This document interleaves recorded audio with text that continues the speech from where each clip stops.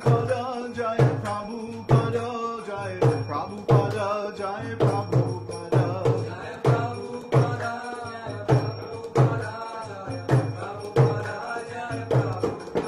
Jaya Prabhupada, Prabhupada, Prabhupada, Jaya Prabhupada.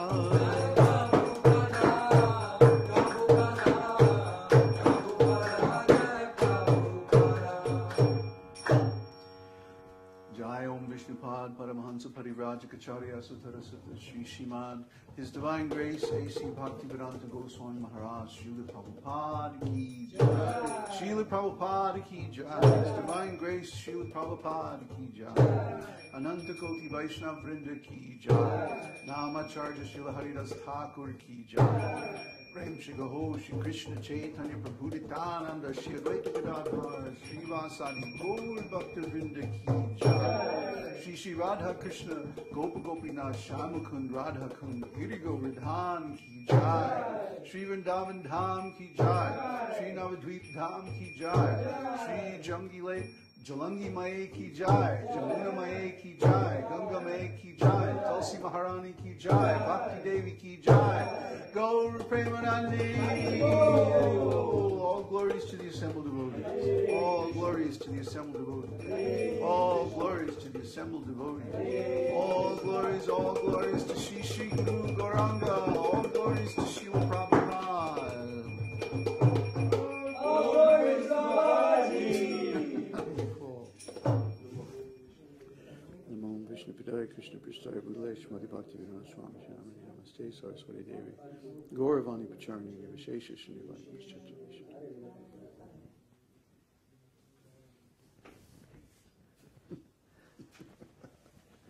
It's a plot.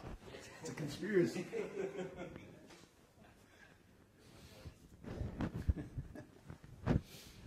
Well, what good is spiritual life if it's not fun?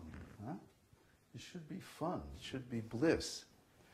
Huh? Not that we get involved in all kinds of nasty politics and all that. I was just reading over, we're involved in a project right now to archive all of the old forum posts, and I was looking back in some old emails from 2004, 2005. Yeah. Good old Gmail, huh? Keeps everything. And it was remarkable because in those days I was surrounded by people who didn't get it and who were always betraying me in one way or the other. This went on for a long, long time, for years, 20, 30 years, something like this. This is when you were in Taliban? Yeah. As long as I was associated at all with ISKCON, the same thing kept happening over and over and over again. I would try to make some innovation in preaching, reach out to a new audience, and it would just start to be successful, and then somebody would pull the rug out from under my feet, and I'd have to start all over again.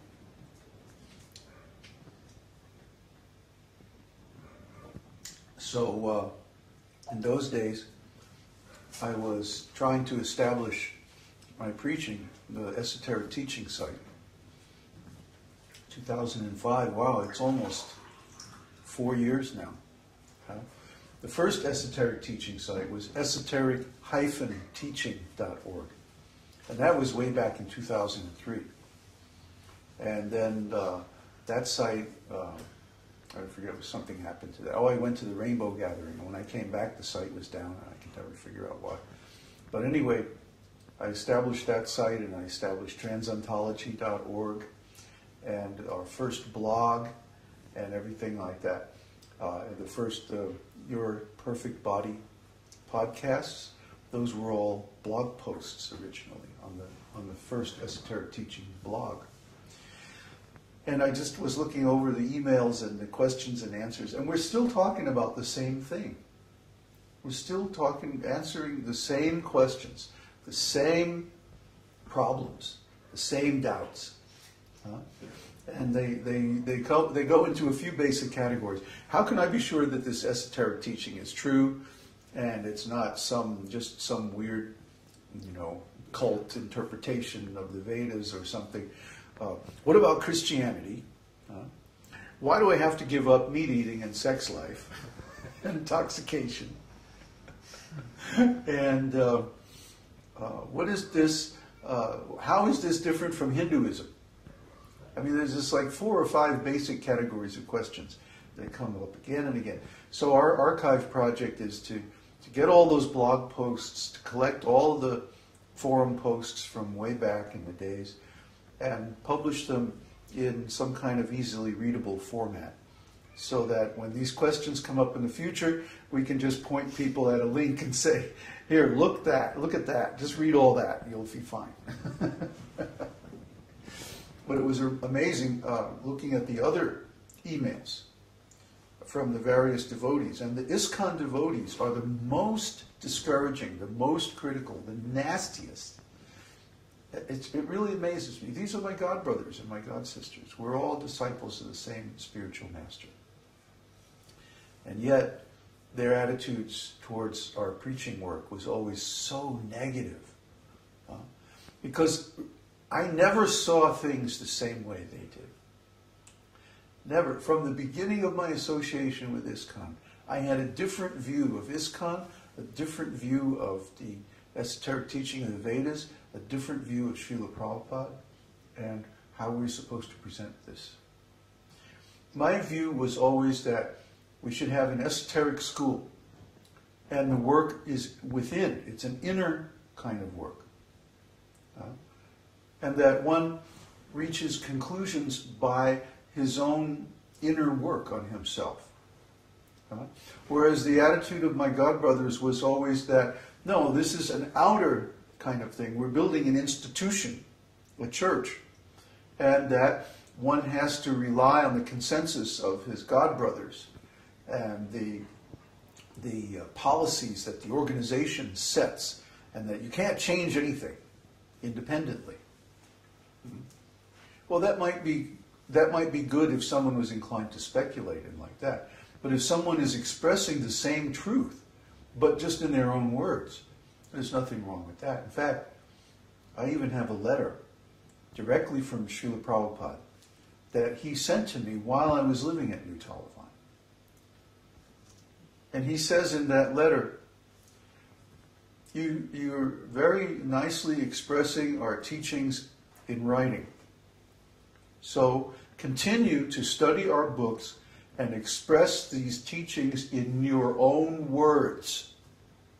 That will make you a very successful preacher. That's directly from Srila Prabhupada. And the same thing happened, the same kind of relationship between Srila Prabhupada and his godbrothers.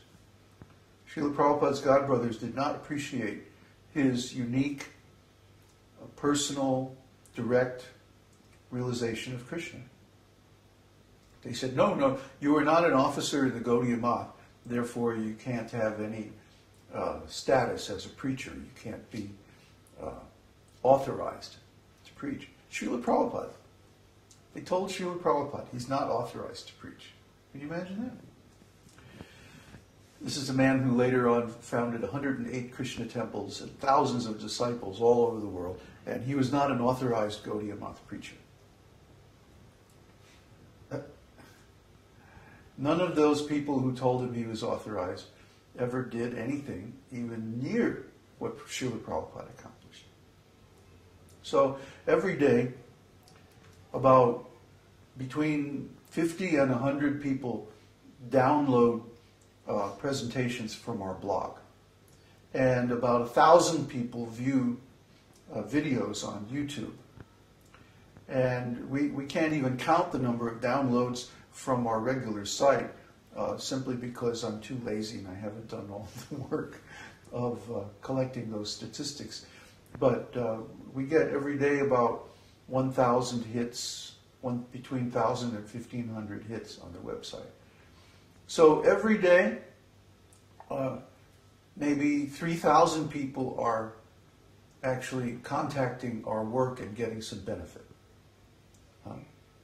Now, who else is doing like that? Who can you say any of our godbrothers that have such an extensive reach, such an extensive presence on the internet? I don't think so. At least I haven't seen. Yet, our God brothers want to criticize. I just had an email exchange with the temple president of New Talavan, which is where I used to stay.